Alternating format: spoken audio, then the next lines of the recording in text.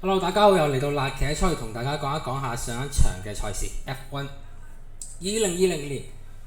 意大利賽區第二站嘅賽事啦，亦都係 F1 2020年第9場嘅賽事，同時間亦都係法拉利第1000場嘅比賽。移師到去意大利嘅穆謝魯。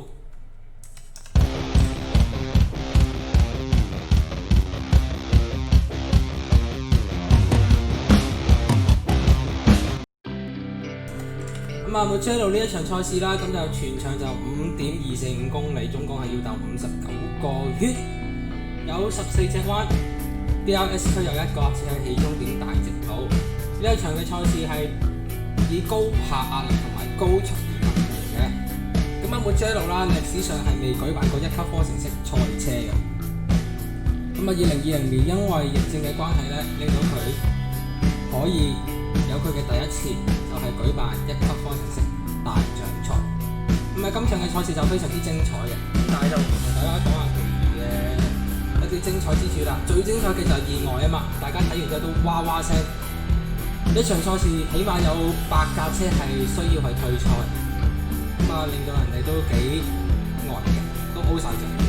咁就同大家講下到底咩情況。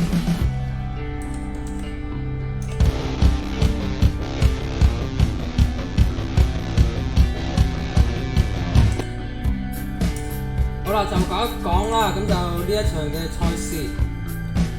一起步嘅時候，第2個彎就已經係大炒車。牽涉嘅車手都好多喎，有韋少、冰人、加斯里、哥桑、辛斯、史道爾加埋4屆華達爾。咁就呢一個賽道啦，就去到第2號彎就已經係比較窄㗎啦。咁依家嘅2020年F1嘅戰車係比較大頭啦，輪胎又唔同啦，咁所以整體嘅體積都比較大。如果係3-4架車一齊夾住入呢個彎咧，係相對地係危險性會比較高嘅。就加斯利咧，就因為要搶點啦，就一路衝上去，一衝上去，冰人都一樣。冰人去到埋去弊家伙，好似太高速喎，咁就落胎就準備入彎嘅時候咧，就因為佢嘅落胎令到後邊加斯利咧就反應唔切去避開佢，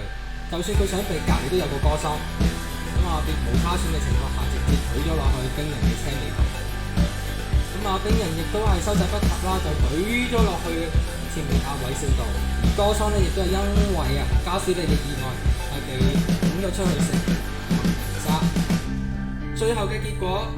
當然係哥桑啦，一定係冇問題嘅。佢只係被人掉出去，但係最估唔到嘅就係冰人炒人嗰個咧都走得甩，反而走唔甩嘅就係2隻牛啊！咁就喺個麥提沙池度食麥提沙啦。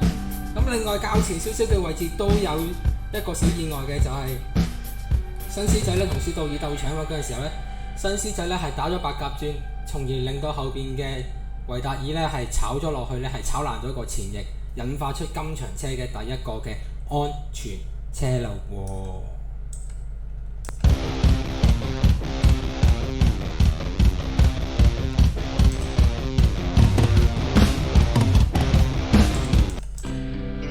好啦，另外安全車出到嚟之後，個比賽就重新開始啦。但係重新開始咧，就已經見到後邊一堆煙就走晒出嚟，跟住就見到啲零煙就四散，加埋有幾架車就左飛右飛咁樣，心諗不妙啦，發生咩事呢？就因為阿保達斯咧，就喺安全車離開咗之後咧，未衝過終點嘅之前咧，佢仍然係可以控制整個車群嘅速度。保達斯就一路都冇篤油走，佢一路就喺度磨胎磨到去嗰個衝終點嗰條線，佢先至篤油走。但係後邊嗰啲車手咧就冇懷疑到啦，可能就係跟車太慢啦，所以咧就令到就話見到綠燈咯喎，就後邊啲車就篤油走㗎啦。但係就冇諗到原來前保達斯嗰一紮車都未篤油走嘅，仲係喺度慢車巡遊緊。變咗麥路臣慢咗落嚟啦，跟住前面啦，但係拉迪菲咧就冇諗過前面咁慢嘅，拉迪菲第一個篤油走先嘅。拉迪菲一篤油見到前面唔對就好快反應咧，即刻就抽咗扭右咁樣就拉翻隻架車就避開咗嗰場意外啦，但係都好可惜啦，咁啊佢個尾胎都係俾人整爆咗嘅。咁但係麥路臣就慘啲啦，本來自己就唔關自己事嘅，咁但係基奧雲納斯都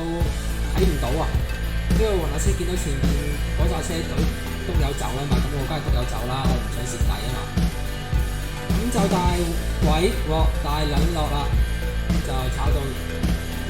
真係好嚴重好嚴重。當然啦，車手係冇事嘅，咁但係基奧雲納斯撞完前面麥路臣之後咧，亦都俾阿新師仔撞咯，有撞到架車係打橫有個 air time 再彈翻落嚟。咁啊加埋麥路臣咧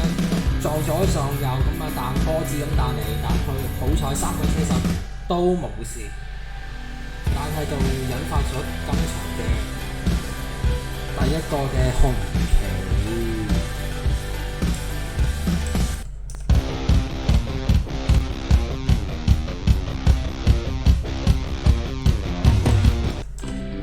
咁啊之後啦，就嚟到太子爺都出事喎。咁太子爺咧就正常比賽啦，咁啊亦都去到白熱化階段嘅啦，基本上所有嘅名次都定咗落嚟嘅啦。咁但係咧，史道爾咧就高速入彎嘅時候咧，佢嘅胎係突然間爆咗胎，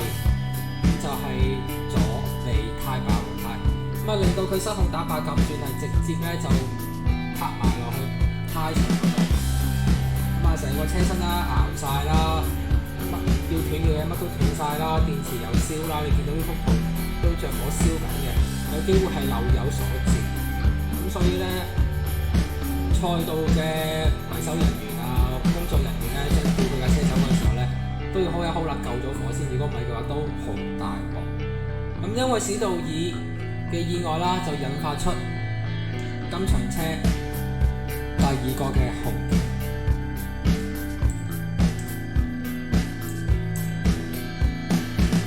咁啊，經過咗第二個紅旗啦，賽事繼續正常展開。咁阿邦咧就好犀利，咁啊最後一個重點就係阿邦就非常之厲害，咁就由尾追翻上前面，一路追一路追。本來咧起步去到中段嘅時間，佢都仲未話有太大嘅表現，都好似發緊夢咁。但係經過兩次嘅紅旗，兩次嘅重新起步，阿邦終於醒覺，